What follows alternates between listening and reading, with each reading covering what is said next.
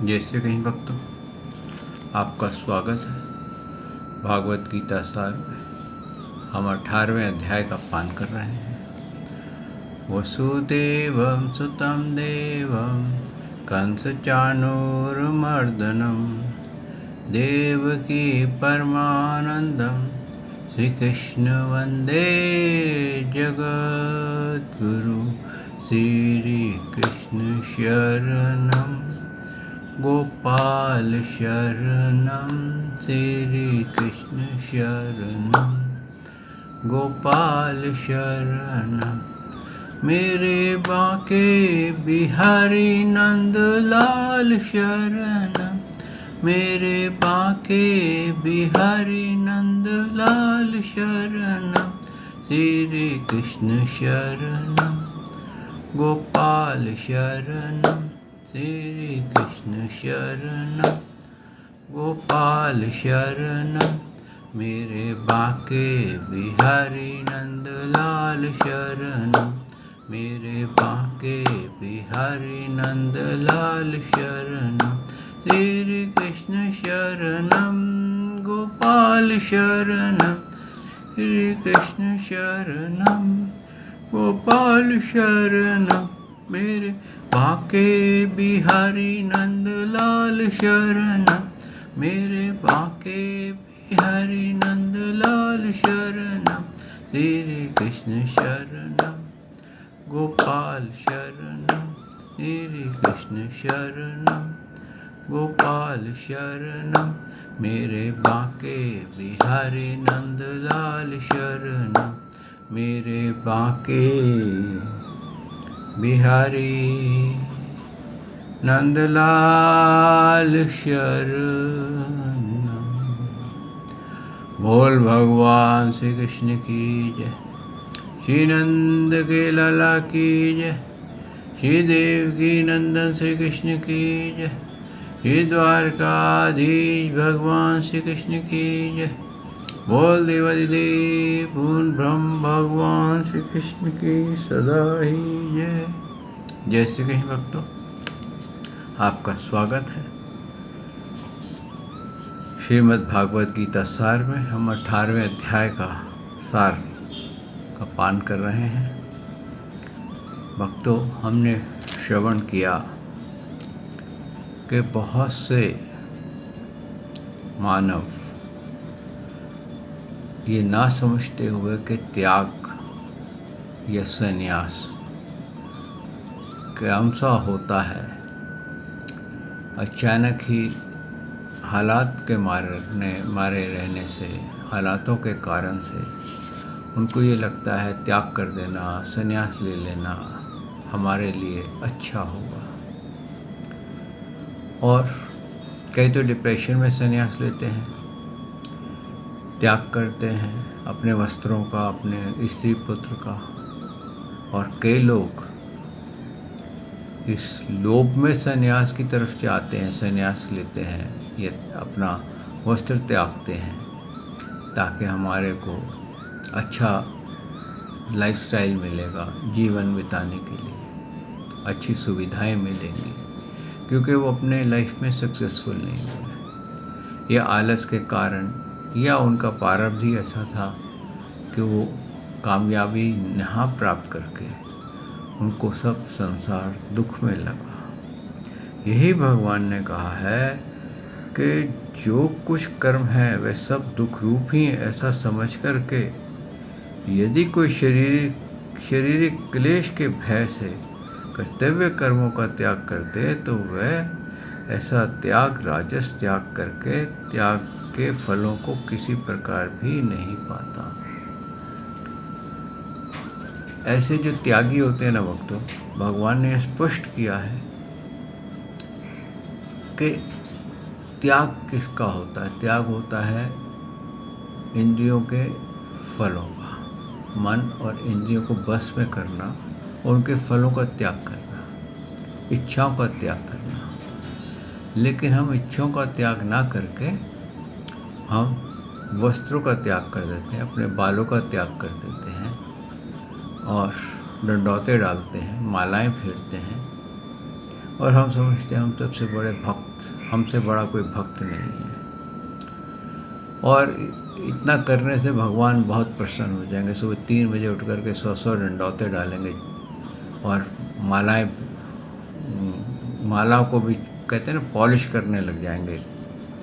तो वो ना तो माला का आपका सिमरन काम आएगा, ना आपके डंडौते काम आएंगे। वो आपकी शरीर की एक्सरसाइज में चले जाएंगी और माला आपकी ज़ुबान की एक्सरसाइज में चली जाएगी।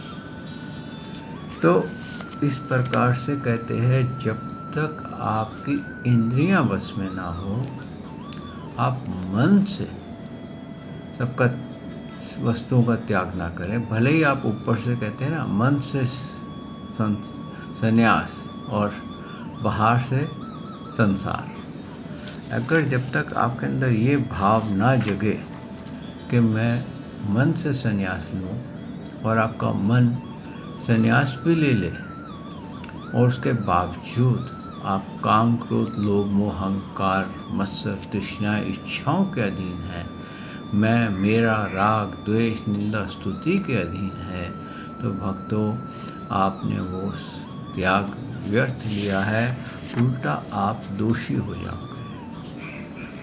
क्यों कि जो चीज़ अज्ञानता के कारण की जाती है, बिना उद्देश्य के की जाती है, अगर उसमें कोई त्रुटि हो भी जाए तो वो त्रुटि नहीं गिनी जाती। और जो चीज़ सोच समझ के की जाती है, यानी कि हम उसके फल को पहले कैलकुलेट कर लेते हैं और फिर करते हैं और फिर हम सोचते हैं कि हमारे को पाप नहीं लगेगा, तो ये हमारी सबसे बड़ी भूल है। पाप तो भक्तों मन, वाणी, शरीर से कोई भी इंसान ऐसा नहीं है जो मन, वाणी, शरीर से पूर्ण रूप से कर्मों का त्याग करते हैं। उसके कहीं ना कहीं कर्म होते रहेंगे। कोई विचार मन में आएगा, वो शब्द का रूप लेगा, वाणी के अंदर गड़बड़ करेगा, वाणी जो है आपके शरीर से गड़बड़ कराएगी, तो आपके कर्म हर पल बनते रहेंगे। आपको हमेशा इंद्रियां सताती रहेंगी। आप सोचेंगे कि मैं शांत हो जाऊंगा जब मैं संन्यास लेकर के उस आश्रम में रहने जाऊंगा। जब आप उस आश्रम में जाकर के रहते हैं तो वहाँ का व्यवहार आपको नहीं सुहाता, वहाँ के लोग आपको कुछ ना कुछ कह देते हैं। और ऐसा कहा जाता है जो कि प्रशंसक और निंदा से विचलित हो जाए, यानी कि किसी की प्रशंसा हो तो बहुत प्रसन्न हो जाए और किसी की निंदा हो तो वो विचलित हो जाए, बहुत दुखी हो जाए, ऐसा आदमी कभी जीवन में सुखी नहीं रह सकता। क्यों कि आप अगर देखें, अपनी लाइफ में ही देखें, तो आपके सामने, आपके मुंह पर सब कोई बड़े अच्छी प्रेज़ करेंगे, लेकिन पीछे कितने लोग प्रेज़ करते हैं। तो मेन जो जानना है वो ये जानना है कि हमारे को सुनने, हमारी जो प्रेज़ करने वाले व्यक्ति हैं वो पीछे से कितने प्रेज़ करते हैं। सामने से तो हर कोई प्रेज़ करता है, लेकिन मेरे बैक में कौन प्रेज़ करता है, वो कैलकुलेशन होती है। लेकिन अगर आप वो सुन करके आप अहंकारी हो जाएं तो आपका वो जो प्रेज़ जो आप जिसके लिए सुन रहे हैं वो व्यर्थ हो जाएगी, वो आपका कार्य समाप्त हो जाएगा। तो इसी के ऊपर भगवान ने कहा है कि मनुष्य मन, वाणी और शरीर के से शास्त्र अनुकूल और अथवा विपरीत जो कुछ भी कर्म करता है उसके 5 हेतु होते हैं। अब 5 हेतु जो हैं वो क्या है कि शरीर, कर्ता, मन, कारण और नाना प्रकार की इच्छाएं, यही हमारे 5 हेतु। वही आपको मैंने भी बताया। सबसे पहले इंद्रियों ने विषय को देखा, उसका विचार आपके मन में पैदा हुआ, विचार से शब्द ने जन्म लिया, शब्द ने आपके शरीर से कर्म करा दिए। अब ये जो कर्म हो गए हैं, अब ये जो कर्म है कैसे हुए हैं, अच्छे हैं बुरे हैं, उसका क्या फल है, वो मिला जुला फल है, क्योंकि कोई ना कोई फल उस कर्म का होता ही है। जैसे कि आप कहते हैं ना कि माचिस की तीली रगड़ोगे तो उसमें स्पार्क तो ज़रूर आएगा, चाहे वो जले या न जले, लेकिन स्पार्क ज़रूर करेगी। इस प्रकार से हमारे मन वाणी शरीर से हमेशा कर्म होते हैं भक्तों, और ये कर्मों के बंधन से हम मुक्त नहीं हो पाते। ये बिल्कुल अकाउंट बनता ही चला जाता है, और ये अकाउंट के कारण ही हमारे को जीवन मृत्यु की प्राप्ति होती है, जिसका आरोप हम भगवान पे लगाते हैं कि हे भगवान, मैंने क्या किया जो आपने मेरे को इतना कष्ट दिया, इस जगह पर पैदा किया। अगर कहीं मैं राजा के घर पैदा हुआ होता या मैं कहीं और अच्छे बड़े घर पैदा हुआ होता तो मैं कितना सुखी होता। ऐसा होने पर भी भक्तों, भगवान ने ये कहा है कि मैं कुछ नहीं करता, ना तो मैं तेरे अच्छे बुरे कर्मों का करता, उसका रचयिता हूँ, तो खुद ही करता है और खुद ही भोगता है। और तेरी आत्मा तेरे मन वाणी शरीर को शक्ति देती है, उसका प्रयोग मैंने बताया है मनुष्य शरीर में कि ये शरीर तेरे को भगवत प्राप्ति के लिए हुआ है, भगवान की प्राप्ति के लिए हुआ, मेरी प्राप्ति के लिए हुआ है। और तूने इस शरीर का क्या उपयोग किया है वो अपने आप विचार कर। कितने तूने कैसे कैसे कर्म किए हैं जिसको तू लेकर के तू ही जानता है और परमात्मा जानता है। अब तू उन जो कर्म तू कर चुका है उसके ऊपर एनालाइज कर कि अगर ये कर्म कि तेरे को न्यायाधीश बनाया जाए और तू उसका फैसला करे तो क्या फैसला करेगा। भक्तों, ये बहुत गहरा ज्ञान है। मेरी समर्थ नहीं है कि इसकी बहुत गहराई में जा सकूं, लेकिन जितनी समर्थ है, प्रभु ने जितनी शक्ति दी है, प्रभु की इच्छा है, उतना मैं गा रहा हूँ। तो आप स्वयं न्यायाधीश बनिए और अपने कर्मों को जो आपने ये योनि में, कि पिछले योनि के तो आपको याद ही नहीं होंगे, जिसके कारण आप ये मानव देह में हैं, क्यों हैं, स्त्री शरीर में हैं, पुरुष शरीर में हैं, उसको आप जाने दीजिए। जो पिछला है उसको छोड़ दीजिए, वो तो ये आप भोग रहे हैं। लेकिन जो ये शरीर में जो कर्म किए हैं उनको आप न्यायाधीश की तरह एक दिन बैठ करके एनालाइज कीजिए और फिर देखिए कि आप अपने लिए क्या न्याय देते हैं। ईमानदारी से अपने आप को न्याय दीजिए कि मेरे ये जो कर्म मैंने बचपन से लेकर इस आयु तक, जो भी आपकी आयु है 70 की, 50 की, 60 की, इस आयु तक जो कर्म किए हैं, क्या वो कर्म मेरे को भगवान के धाम पहुंचा सकते हैं? क्या मेरे को वो कर्म स्वर्ग पहुंचा सकते हैं? क्या मेरे वो कर्म पितृलोक पहुंचा सकते हैं? क्या वो मेरे कर्म मनुष्य लोक में एक दूसरा मनुष्य शरीर दे सकते हैं? क्या मेरे कर्म पशु पक्षियों में ले जा सकते हैं? क्या मेरे कर्म नरकों में ले जा सकते हैं? ये आप एनालाइज कीजिए। क्यों कि पुण्य पाप की गठर जो है वो आपसे बड़ा, उसका कहते हैं ना, अकाउंट देखने वाला कोई नहीं है। वो रजिस्टर आपके अंदर ही खुला हुआ है और आप उस रजिस्टर में देख करके टिक कर दीजिए कि हाँ, ये कर्म मेरे को ये करा, ये कर्म ये करा, जितने भी याद आए। ये नहीं कि आपको ज़रूरी नहीं आपको सारे कर्म याद आएँ, जितने भी कर्म आपको माँ के पेट से लेकर के अपनी इस एज तक जितने भी कर्म याद आएँ, न्यायाधीश की तरह बैठ करके उसको टिक कर लीजिए। तो आपको समझ में आ जाएगी कि मैंने ये जो अब तक का जो जीवन बिताया है, इसमें मन वाणी शरीर से क्या पाप किए हैं, क्या पुण्य किए हैं और इसका क्या फल होगा। यकीन मानिए भक्तों, जो फल आप कैलकुलेट करेंगे ईमानदारी से, वही फल आपके आगे आएगा, वैसे ही आएगा। और आप जान जाएंगे कि मैंने जीवन में क्या किया है और किस कारण से मेरा ऐसा प्रारब्ध बना है मेरे अच्छे स्वभाव के होते हुए भी मेरे बच्चे मेरे से प्रसन्न नहीं हैं, मेरी पत्नी मेरे से प्रसन्न नहीं है। हर एक को अपनी अपनी वस्तु से चाहिए। और आपके मन में ये भी आ सकता है ऐसा सोचते हुए कि मुझसे तो कोई प्रेम ही नहीं करता, ये सब मेरे धन से प्रेम करते हैं।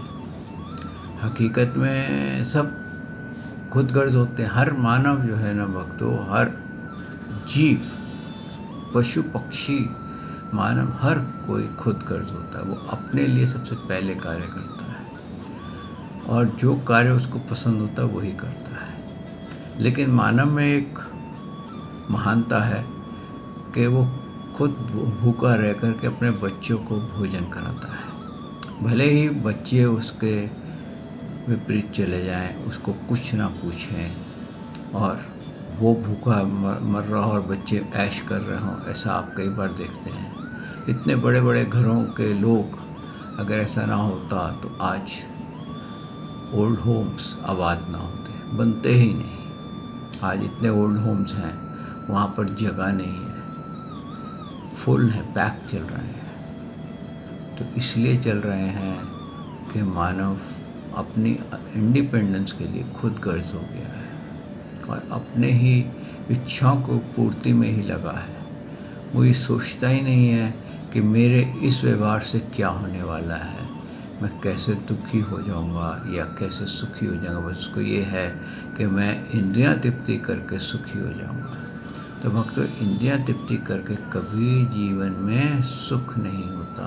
आप संन्यास ले रहे हैं किस लिए? आप सोचते हैं मैं सुखी हो जाऊंगा इंद्रियां तृप्ति करके, मेरी इंद्रियां शांत हो जाएंगी। लेकिन जब आप संन्यास ले लेंगे, आप ऐसा करेंगे तो आपकी इंद्रियों की शक्ति इतनी बढ़ जाएगी कि आपका संन्यास का ढोंग बना देंगी।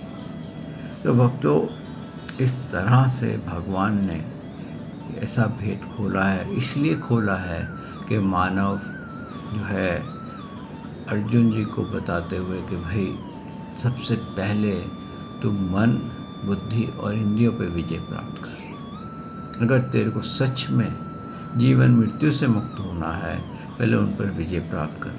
फिर उसके बारे में सोच कि किसकी पूजा करने से, किसकी उपासना करने से मैं जीवन मृत्यु से मुक्त हो सकता हूँ।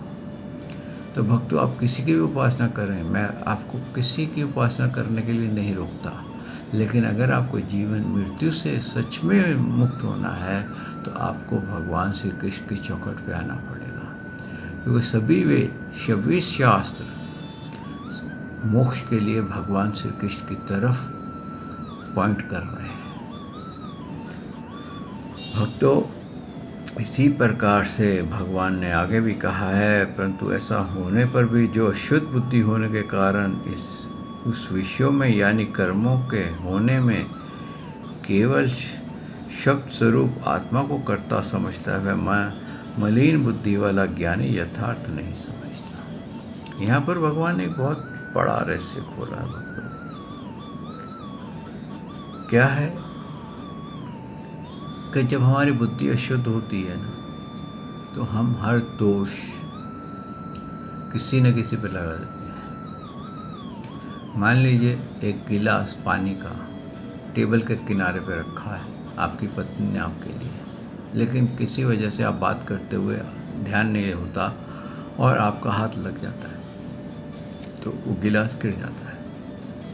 आप अपनी गलती नहीं मानते कि ये गलती से मेरा हाथ लगा है। आप पत्नी पे चिल्ला देते हैं कि तेरे को अक्ल नहीं है, किनारे पे गिलास रख दिया और ये फूट गया। क्यों?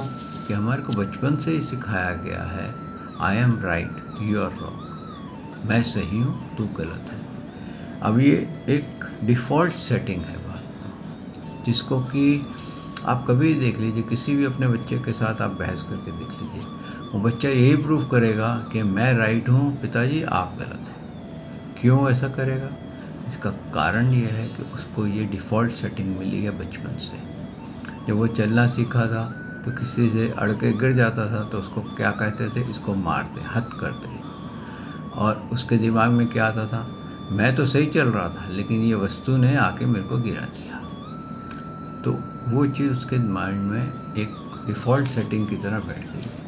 लेकिन ये डिफ़ॉल्ट सेटिंग आपको करेक्ट करनी होगी। इसी प्रकार से हम अपना दोष जो होता है ना, या तो भगवान पे लगा देते हैं या हम आत्मा पे लगा देते हैं, क्योंकि मन और बुद्धि कभी अपने पे दोष नहीं लेते हैं। और हकीकत क्या है कि जितने भी ये दोष हैं वो मन बुद्धि के से ही उत्पन्न होते हैं। जितने भी हमारे को योनियाँ मिल रही हैं ना भक्तों, यकीन मानो ये आपकी मन बुद्धि ही दे रही है। हकीकत में मन दे रहा है, बुद्धि तो उसको निर्णय करती है, लेकिन बुद्धि के ऊपर मन विजयी हो जाता है। और जब मन विजयी हो जाता है तो इंद्रियों के साथ वो मज़ा करता है, उसको ज़्यादा अच्छा लगता है डांस करना, बियर बार में जाना, उसको अच्छा लगता है रंगीली पिक्चरें देखना, उसको अच्छा लगता है भोजन, उसको अच्छा लगता है सुनना, ये सब चीज़ें उसको बड़ी पसंद रहता है। लेकिन शरीर तो अपनी आयु के मुताबिक ढलता ही चला जाता है। अब आप देखिए, खुद ही सोच लीजिए, जो आपको बचपन की एक्टिविटीज़ बहुत पसंद करती थी, अगर आपकी आयु बढ़ गई है तो क्या वो एक्टिविटीज़ आपको आज पसंद करती हैं? बचपन में आपको छोटी छोटी गेम्स खेलने में बड़ा मज़ा आता था, क्या आज आपको वो गेम्स खेलने में मज़ा आता है? नहीं, आपकी एक्टिविटीज़ चेंज हो गई है। क्योंकि मन का स्वभाव है वो हमेशा चेंज मांगता है, कभी एक उसमें नहीं रहता है।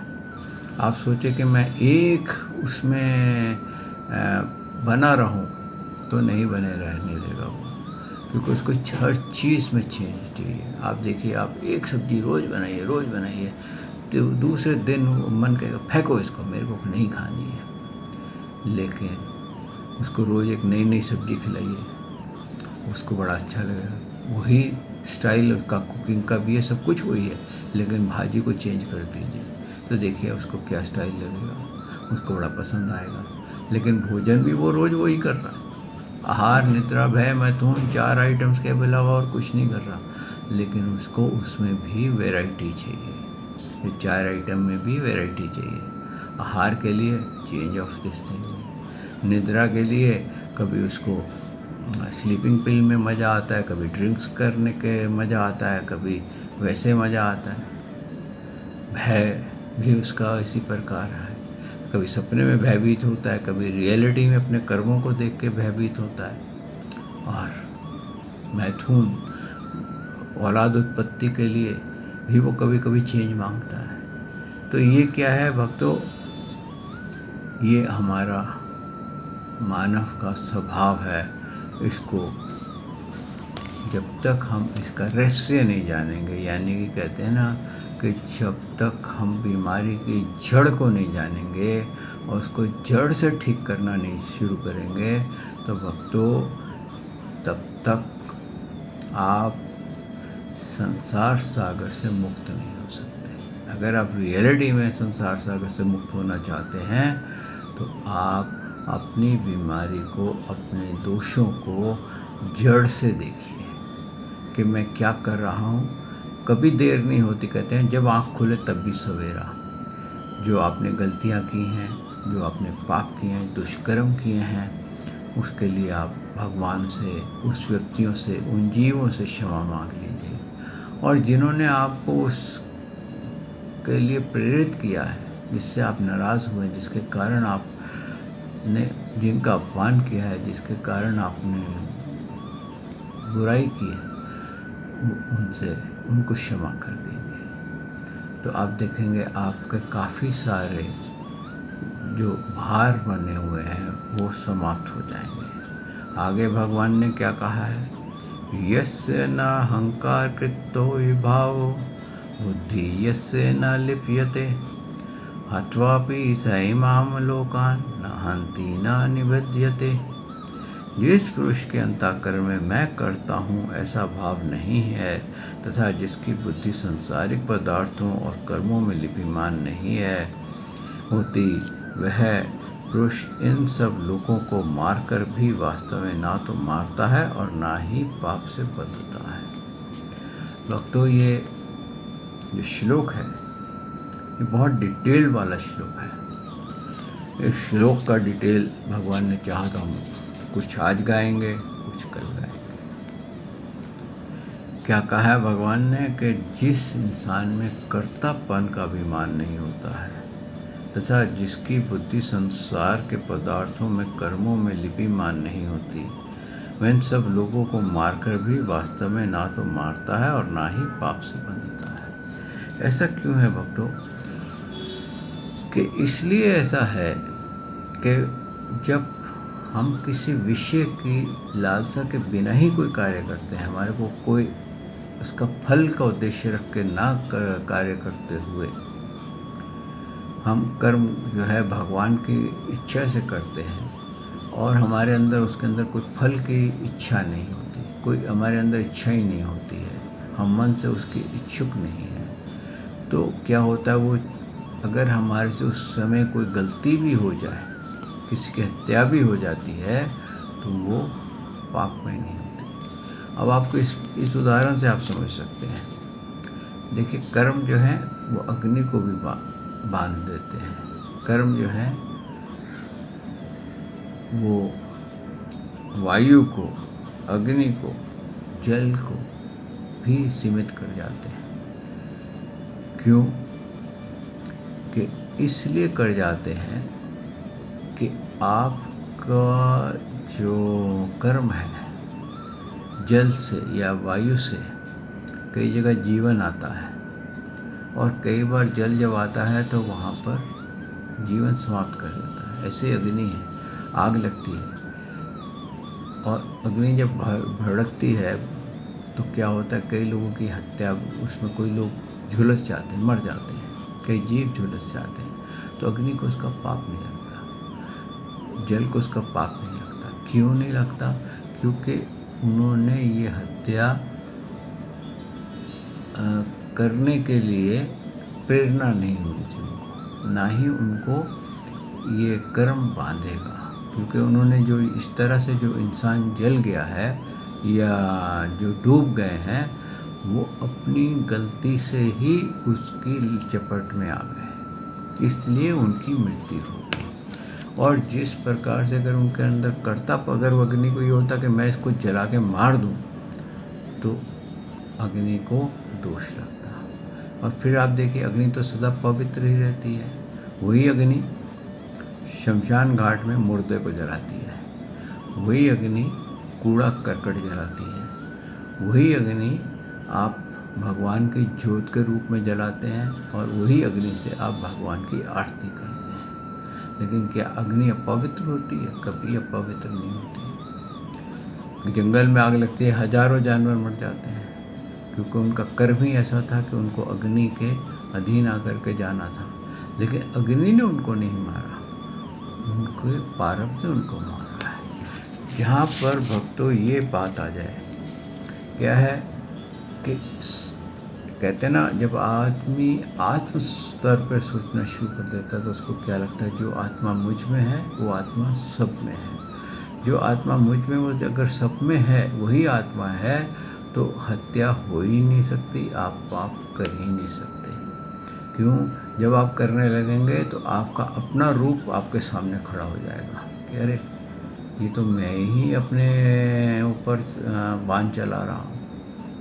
और जब आप ये सोच के करेंगे कि ये दूसरा है और मैं दूसरा हूँ, तो वो कर्म बन जाएगा। तो यही भक्तों इसका रहस्य बहुत गहरा है।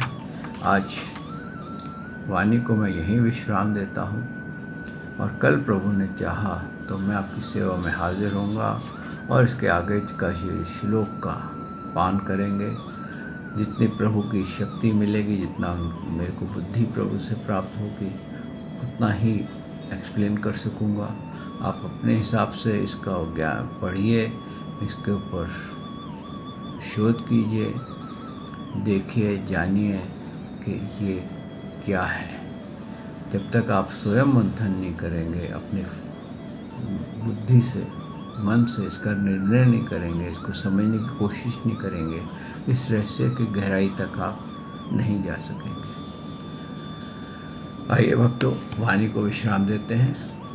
श्री कृष्ण शरणम गोपाल गोपाल शरणम श्री कृष्ण शरणम गोपाल शरणम मेरे बाके बिहारी नंदलाल शरणम मेरे बाके बिहारी नंदलाल शरणम श्री कृष्ण शरणम गोपाल शरणम श्री कृष्ण शरणम गोपाल शरणम मेरे बाके बिहारी नंदलाल शरणम मेरे बाके बिहारी नंदलाल शरणम। बोल भगवान श्री कृष्ण की जय, श्री नंद के लाला की जय, श्री देवकी नंदन श्री कृष्ण की जय, श्री द्वारकाधीश भगवान श्री कृष्ण की जय। बोल देवादिदेव पूर्ण ब्रह्म भगवान श्री कृष्ण की सदा ही जय। जय श्री कृष्ण भक्तों।